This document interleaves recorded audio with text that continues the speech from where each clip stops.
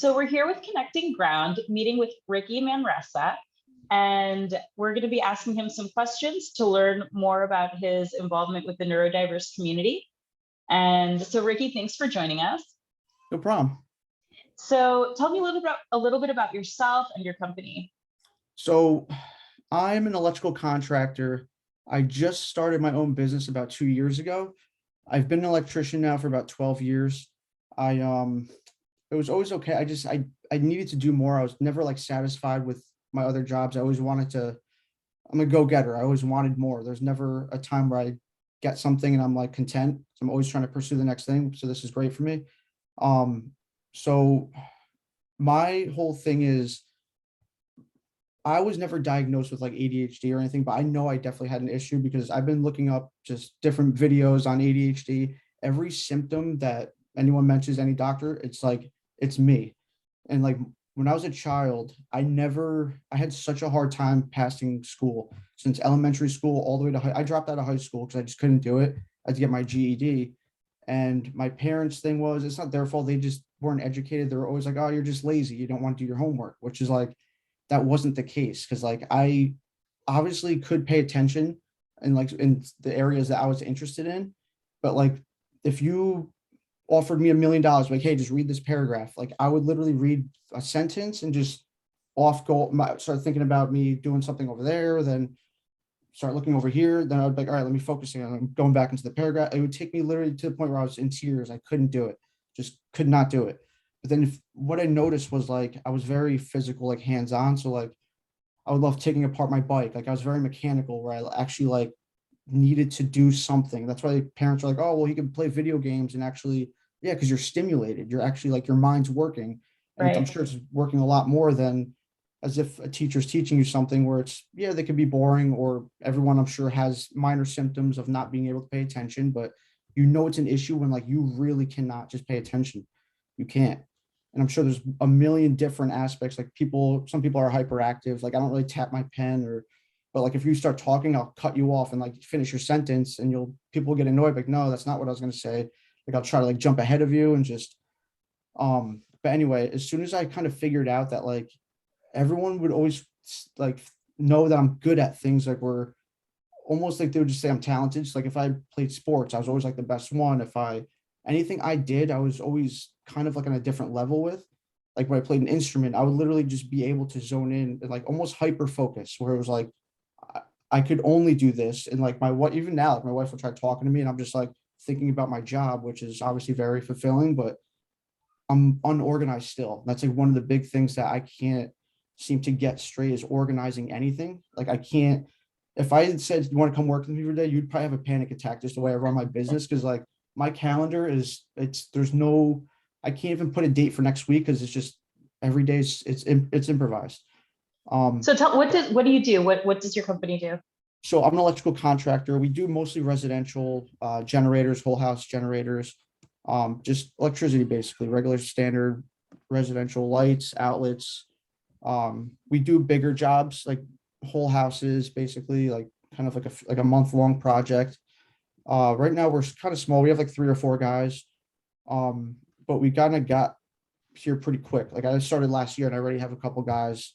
Oh, wow. And yeah, that's Amazing. Congrats. thank you. Went off So on a let me tangent, ask sorry. you, what brings your attention to the neurodiverse community and what has your particular journey been like? So my whole thing was I always knew there was something wrong with me. And like, I couldn't explain to like my parents or my teachers that like, I just couldn't do what they were asking. And like everyone else would pass, everyone else would do the homework and I just couldn't do it. And like, I knew something was going on, but like, obviously I would take other criticism from my parents, like, oh, you're just lazy. You're not doing it.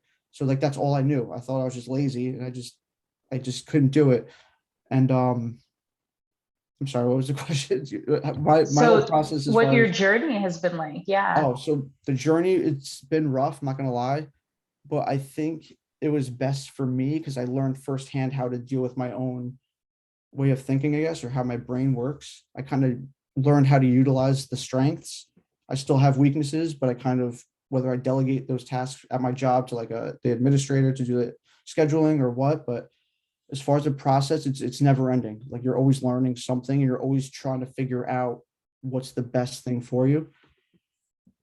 That's amazing. I love that. It's like a constant process. So tell me, how do you think your life has been impacted with it's ADHD? Yeah, I would think so. Yeah. Like I said, I wasn't actually diagnosed by a doctor, and like it wasn't later in life until I actually like realized like it was an actual issue. Um, when the actual impact I think was more so from schooling and not being able to complete my assignments. But my teachers noticed that obviously I was intelligent because like say if I had an essay on something that I would thoroughly enjoyed, it would be to the point where it was like obviously you have good penmanship, you're able to kind of I was never able to stay on topic. I would kind of create the own topic in my head, and that's what I would have to focus on. So I would never actually complete the assignments of what they wanted. So they were just kind of okay with me just sending out whatever I gave them, if that makes sense. Yeah. So tell me, I mean, if you could give advice to parents of, neurodiverse children, what kind of advice would you give at this stage of your life? I think just listening to your kid, like if they're not able to talk or anything, I think obviously doing research and just noticing little symptoms of whether it is ADHD or whatever sort of um situation that's going on is just no like just kind of looking at their daily patterns. Like I feel like trying to create some sort of structure just for them, like as far as like even me, like I need someone to tell me of like what I'm doing. Otherwise, I'll wake up at 3 a.m. and just go on my computer for 4 hours. Like my wife has to literally like stop, go to bed. Like I just being able to keep structure for them and just listening to them, like actually talking to them, being listen, like why aren't you doing your homework? Why aren't you doing this? Like, are you unable to pay attention? Like when you're reading, do you find yourself losing focus a lot?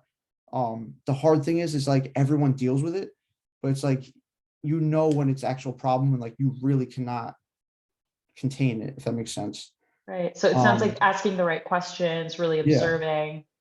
And even like right now, like when you ask me something, I just go off on a tangent. I forget what you even asked me. Like, I'm sorry, right? Like it's just um as far as like because I have a child, like I'm starting to notice like little things where he's like he loves hands-on, like doing things hands-on.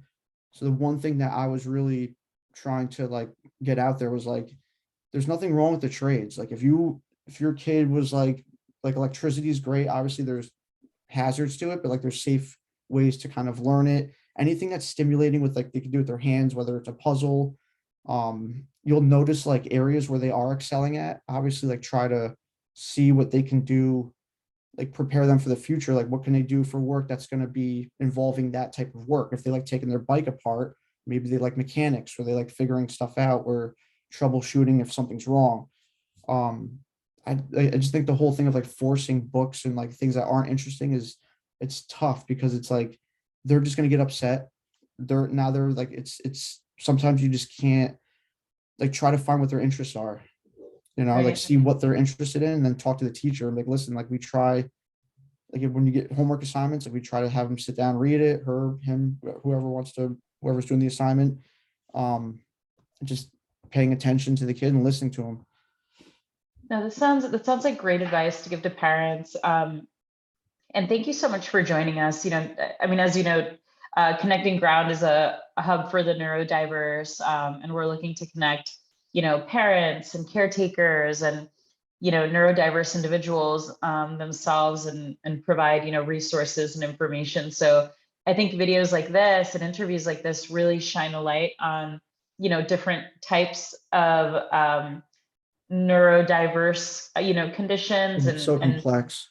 Like yeah, and where and you just it's success stories too, yeah. of how it can work out and tools and advice. So I definitely uh, if I could add one more thing, like is thank you honestly for reaching out too, because I love talking about this because I'm always still doing my own research and like what I could do better.